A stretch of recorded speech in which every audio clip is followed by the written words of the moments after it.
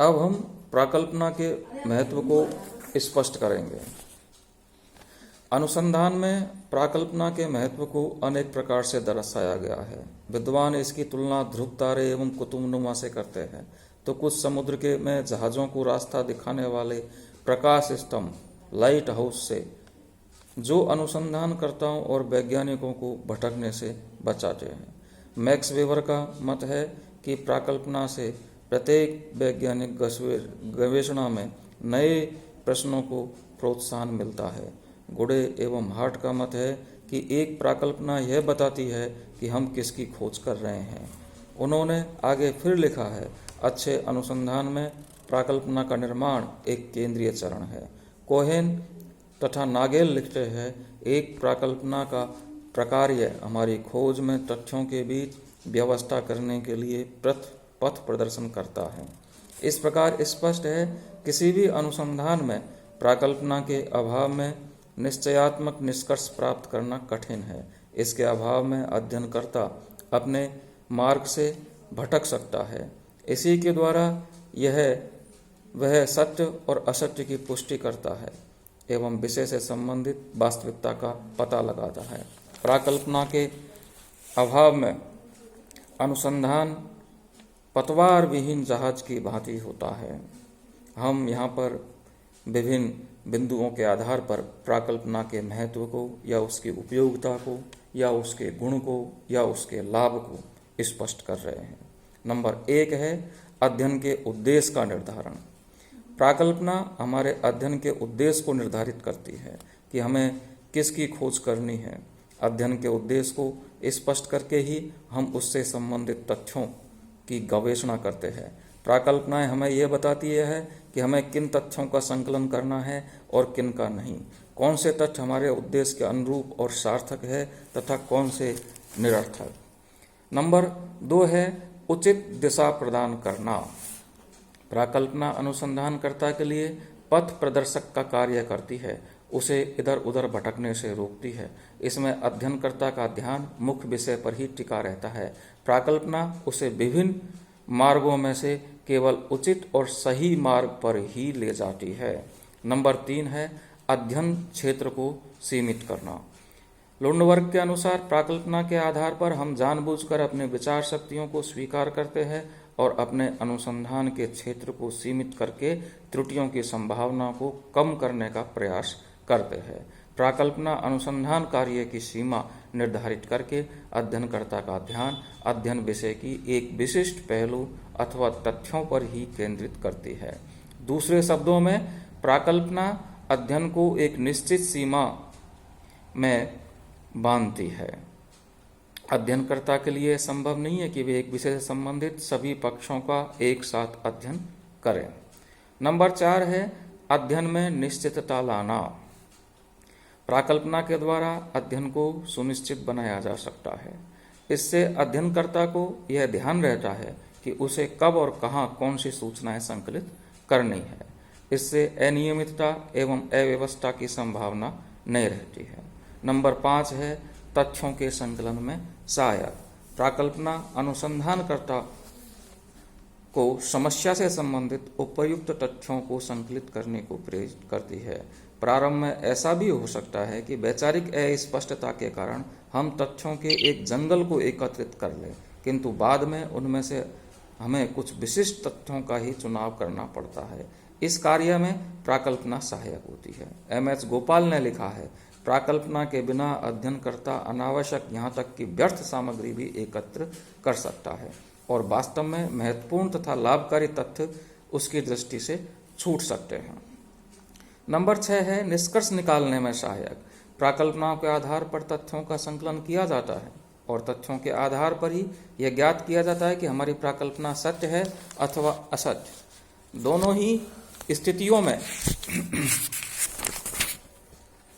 हमें सत्यान्वेषण करना होता है, इसके अभाव में नहीं हो सकता है। एक तीसरी स्थिति भी हो सकती है, वो ये है कि उस प्राकल्पना में संशोधन भी किया जा सकता है। किसी भी प्राकल्पना में विद्यमान तथ्य समस्या के समाधान भी हो सकते हैं, क्या वे वास्तव में समाधान है या जांच का कार्य है। नंबर 7 है सिद्धांतों के निर्माण में सहायक।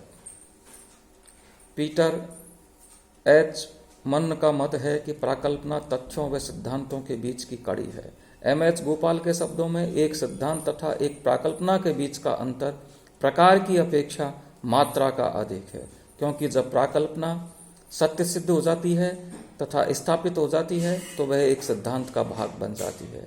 इस प्रकार से यह एक दूसरे से विकसित होती है। तो इस प्रकार से हम प्राकल्पना के महत्व को या उसकी उपयोगिता को स्पष्ट कर सकते हैं।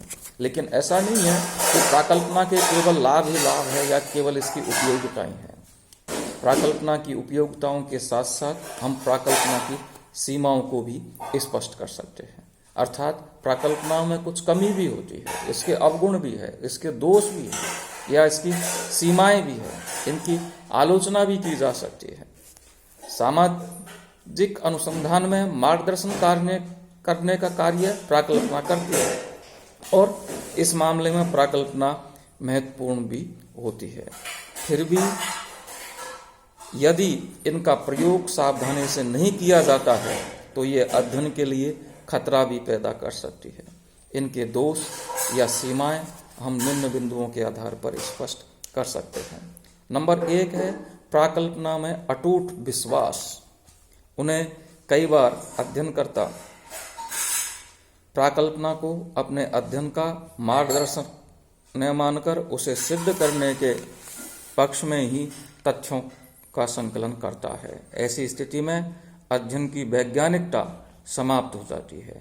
इसलिए ही पी.वी. यंग ने लिखा है कि एक अनुसंधानकर्ता को अपनी प्राकल्पना की शुद्धता को स्थापित करने के उद्देश्य से अध्ययन का प्रारंभ नहीं करना चाहिए। नंबर 2 है प्राकल्पना आधारित तथ्य। प्रारंभ में अध्ययनकर्ता प्राकल्पना के आधार पर ही तथ्यों का संकलन करता है, किंतु उसे चाहिए कि वह वास्तविक तथ्यों के आधार पर अपनी प्राकल्पना में संशोधन एवं परिवर्तन कर ले। ऐसा न करने पर संकलित तथ्य हानिप्रद एवं व्यर्थ सिद्ध होते हैं।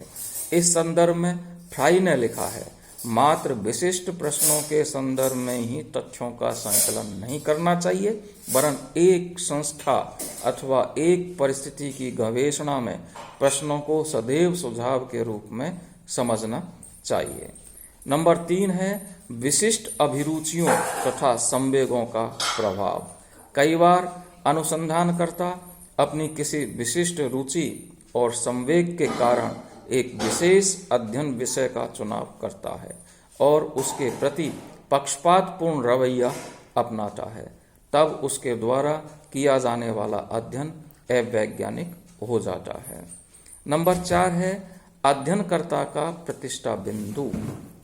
कई बार अध्ययनकर्ता अपनी प्राकल्पना को श्रेष्ठ व सही मान लेता है और उसके साथ अपने सम्मान को जोड़ लेता है। ऐसी स्थिति में वह प्राकल्पना के विपरीत यथार्थ तथ्यों को भी स्वीकार नहीं करना चाहता।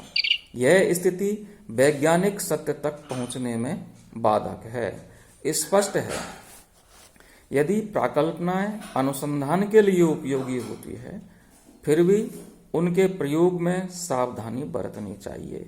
इस संदर्भ में बेस्टावे ने उचित ही लिखा है, प्राकल्पनाएं वे लौरिया है जो अनुसंधान कर्ता को असावधानी होने की वजह से गाना गा कर के सुला सकती है। पी.वी. यंग लिखती है, यदि अध्ययनकर्ता वास्तविक वैज्ञानिक भावना के आधार पर किसी विशेष परिस्थिति में तथ्यों को सिद्ध करने की ओर नहीं वरन सीखने और समझने की ओर बढ़ता है, तब उसकी प्राकल्पना कोई निहित स्वार्थ नहीं बनेगी और यदि नवीन तथ्य सामग्री प्राकल्पना को असिद्ध सिद्ध करते हैं तो उसकी ख्याति तथा प्रतिष्ठा को कोई आघात नहीं पहुंचेगा। तो इस प्रकार से हम स्पष्ट कर सकते हैं कि अध्ययनकर्ताओं को या अनुसंधानकर्ताओं को केवल इस बात पर जोर नहीं देना चाहिए कि उनकी प्राकल्पना या उनकी हाइपोथेसिस हर परिस्थिति में सत्य साबित हो, क्योंकि एक सत्य साबित होने वाली प्राकल्पना का जितना महत्व होता है उतना ही महत्व एक असत्य होने वाली प्राकल्पना का भी होता है, क्योंकि उससे यह सिद्ध हो जाता है कि वास्तव में जिस चीज पर सामान्य लोग विश्वास कर रहा था वो वास्तव में वैसा नहीं है, बल्कि एक छुपे हुए रहस्य का पर्दाफाश होता है। और ये भी हो सकता है कि किसी प्राकल्पना का में कुछ संशोधन भी हो सकता है। तो इन तीनों प्रकार की परिस्थितियों के लिए ही वैज्ञानिक को या अनुसंधानकर्ता को अथवा समाज वैज्ञानिक को हमेशा तैयार रहना चाहिए। बहुत बहुत धन्यवाद।